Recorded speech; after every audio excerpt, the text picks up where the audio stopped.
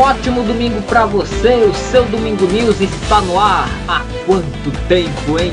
Estamos de volta aqui com o seu ponto da notícia, trazendo as notícias do domingo até você.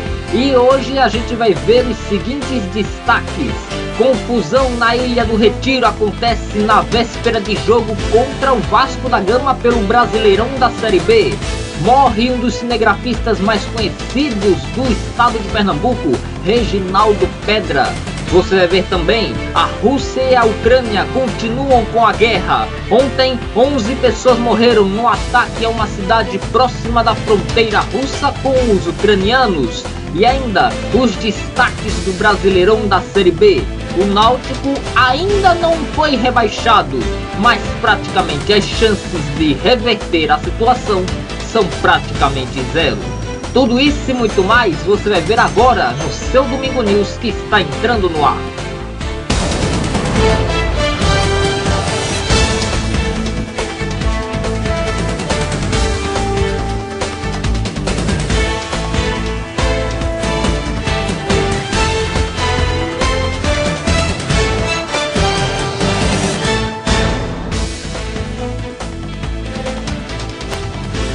E a gente já começa com informações sobre uma confusão que aconteceu ontem, ou melhor, mais de uma confusão aconteceu ontem na região metropolitana do Recife, tudo por conta de brigas de torcidas organizadas.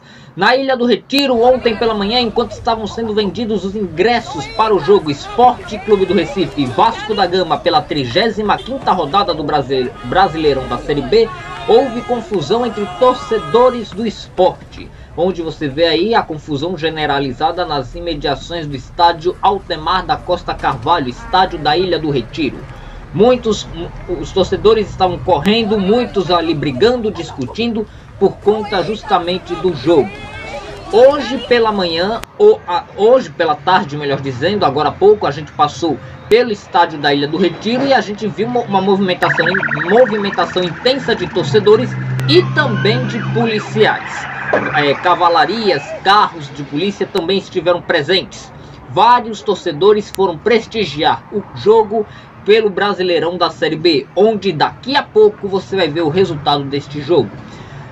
E ontem à tarde, já no Cabo de Santo Agostinho, na região metropolitana do Recife, houve confusão entre torcedores do Esporte próximo a um estádio de futebol. O estádio, por sinal, pertence ao time da Cabense, o time da cidade. Vários torcedores estavam ali começando a gerar uma briga generalizada.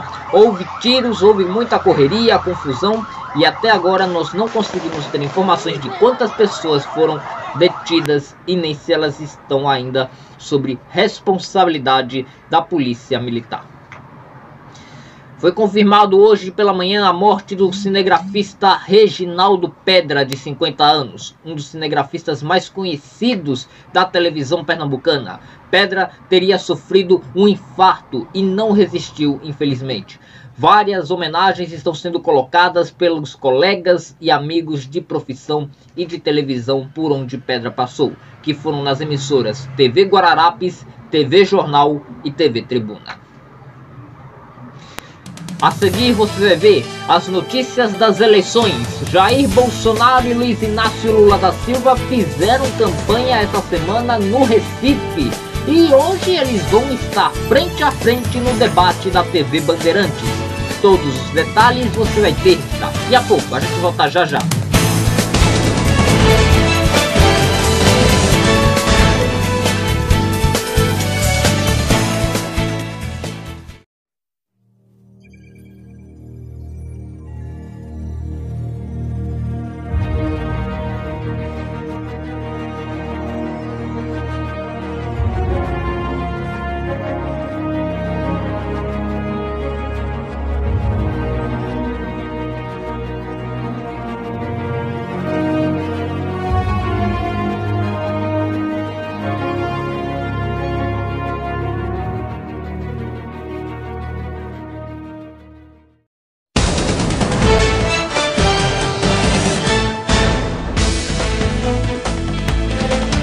Eleições 2022. Na última quinta-feira, o candidato do PL à reeleição, Jair Bolsonaro, cumpriu a agenda de campanha no Recife.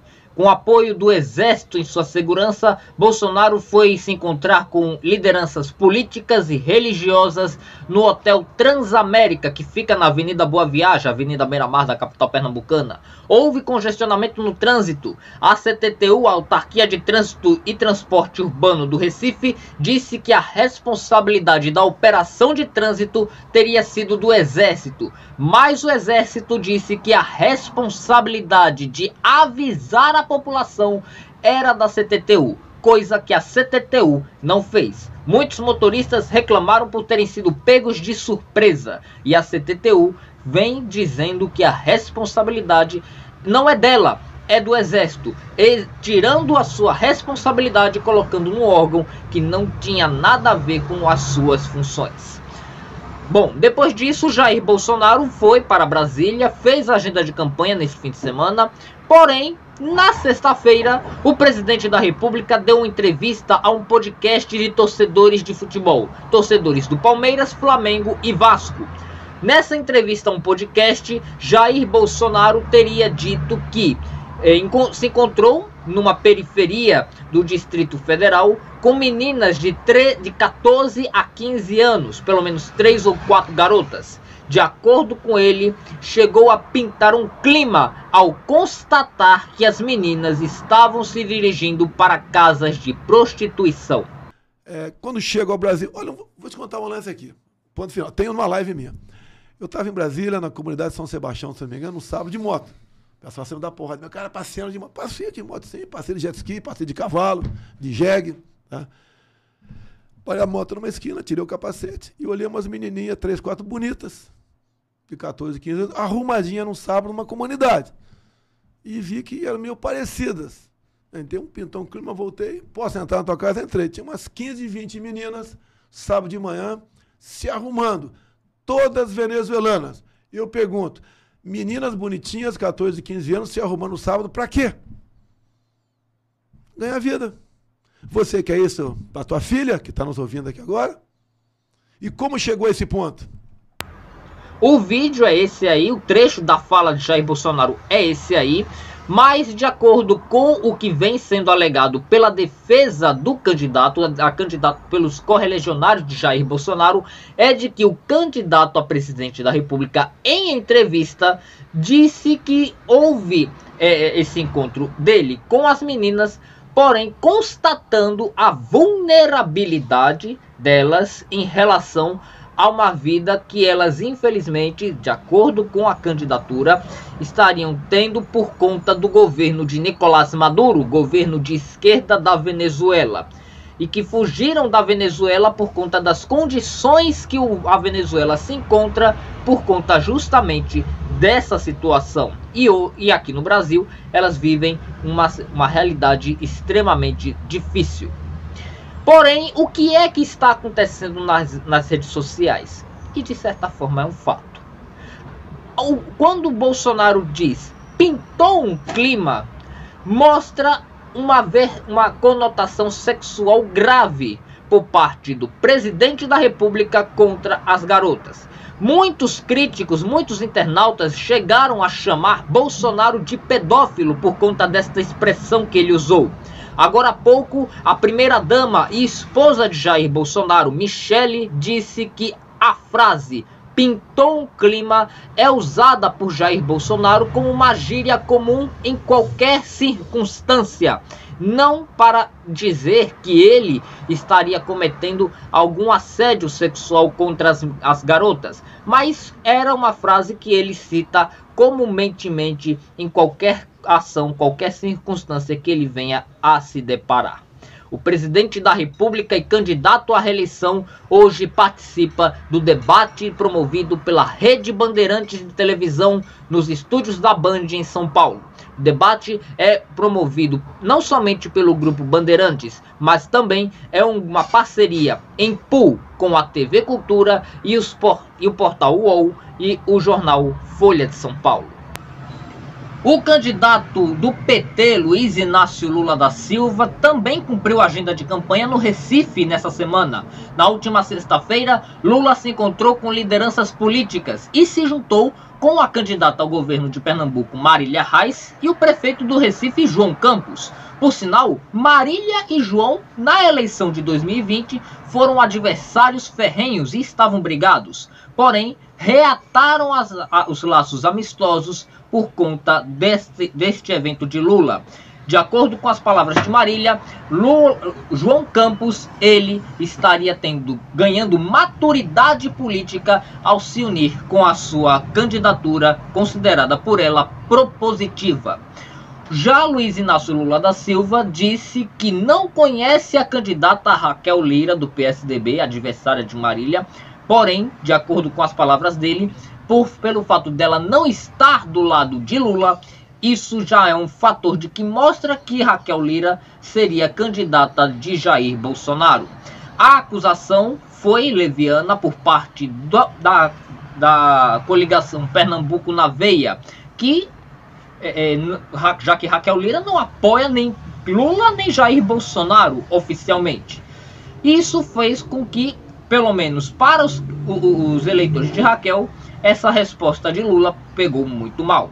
Logo depois da entrevista coletiva que ele deu à imprensa, Lula fez uma caminhada pelo centro do Recife, onde terminou no Pátio do Carmo, na Avenida Dantas Barreto, por volta das 4 horas da tarde. Depois disso, Lula se dirigiu para João Pessoa. O candidato petista estava fazendo essa agenda essa semana para reforçar os seus laços e os seus votos no Nordeste, onde ele tem maior força política. Hoje, Lula vai se encontrar com Jair Bolsonaro frente a frente no debate promovido pela Rede Bandeirantes de televisão, em pool com outras emissoras, como a TV Cultura, CNN Brasil, que eu tinha esquecido de citar, mas a CNN Brasil vai transmitir o debate também, e também com o portal UOL e o jornal Folha de São Paulo. O debate será iniciado pontualmente às 8 horas da noite deste domingo. E amanhã, claro, aqui no Ponto Direto, você vai ter todas as informações sobre o debate aqui no seu Ponto da Notícia. A seguir, você vai ver: atentado em cidade russa deixa pelo menos 11 mortos. Xi Jinping discursa no comício oficializando o seu terceiro mandato como presidente da China. E ainda, os gols do Brasileirão da Série B. A gente volta já já.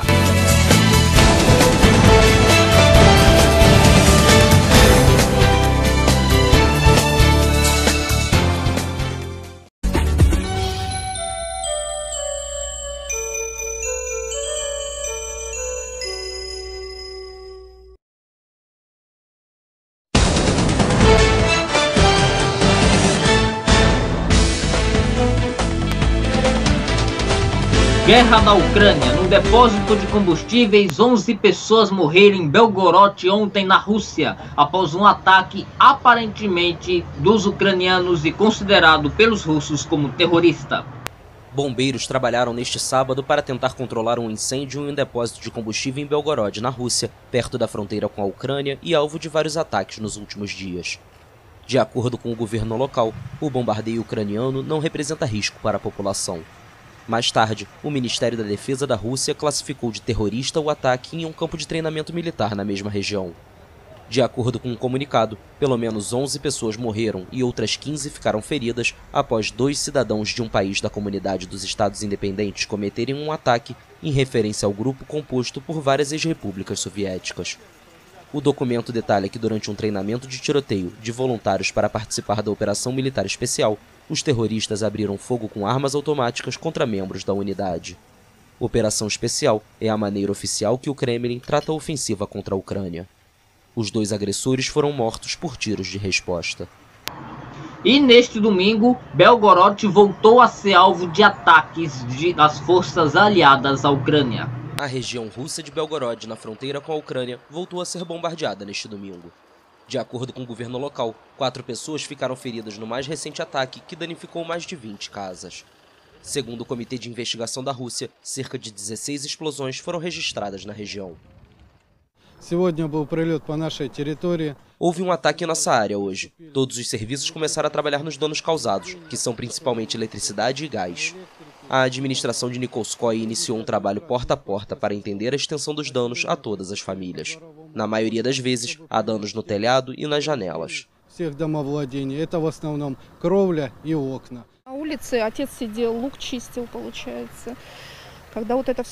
Meu pai estava do lado de fora, descascando cebolas. Quando tudo começou, estávamos no quintal.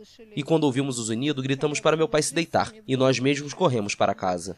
Lá dentro, meu marido me arrastou até um canto e deitou sobre mim. Meu pai foi jogado a 5 metros de onde estava pela onda da explosão. Não sabemos como ele sobreviveu. É um milagre.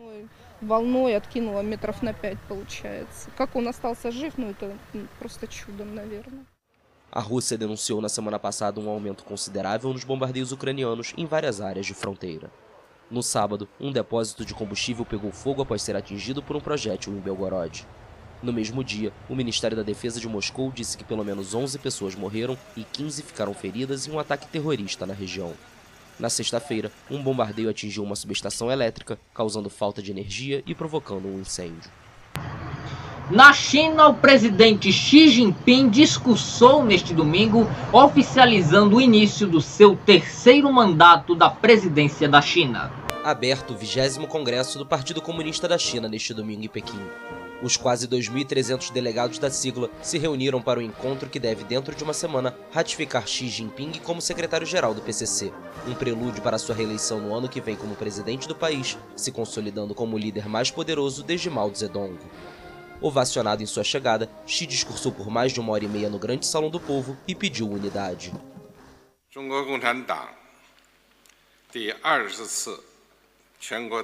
O 20º Congresso Nacional do Partido Comunista da China é um congresso muito importante, convocado em um momento crítico, quando todo o partido e o povo de todos os grupos étnicos estão embarcando em uma nova jornada de construção abrangente de um país socialista modernizado e marchando em direção ao segundo objetivo centenário.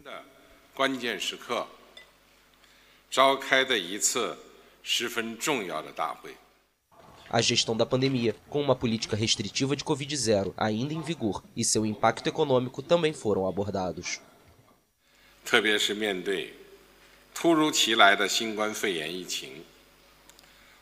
Especialmente quando enfrentamos a inesperada pandemia de Covid. Optamos por colocar as pessoas e suas vidas em primeiro lugar. Aderimos a uma política inabalável de Covid-0. Travamos uma guerra popular, uma guerra total e uma guerra de bloqueio para combater a pandemia.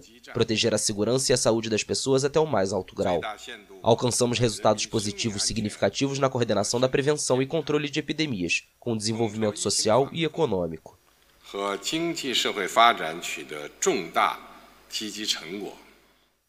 Temas mais delicados para Pequim também foram trazidos, como os protestos pró-democracia e a posterior repressão em Hong Kong, que para Xi passou do caos à governança, e as tensões sobre Taiwan, ilha com um governo autônomo que Pequim não renunciará ao uso da força para reunificar. Em nenhum momento foi feita qualquer menção às tensões com os Estados Unidos ou à guerra na Ucrânia. Neste congresso, coreografado em detalhes e realizado em grande parte a portas fechadas, os participantes vão nomear os cerca de 200 membros do Comitê Central. Este grupo vai designar os 25 membros do Politburo e aqueles que vão formar o poderoso Comitê Permanente, a máxima instância decisória do país. O resultado do Congresso deve ser conhecido em 23 de outubro, um dia depois do encerramento, embora as decisões já tenham sido tomadas pelas diferentes facções do partido.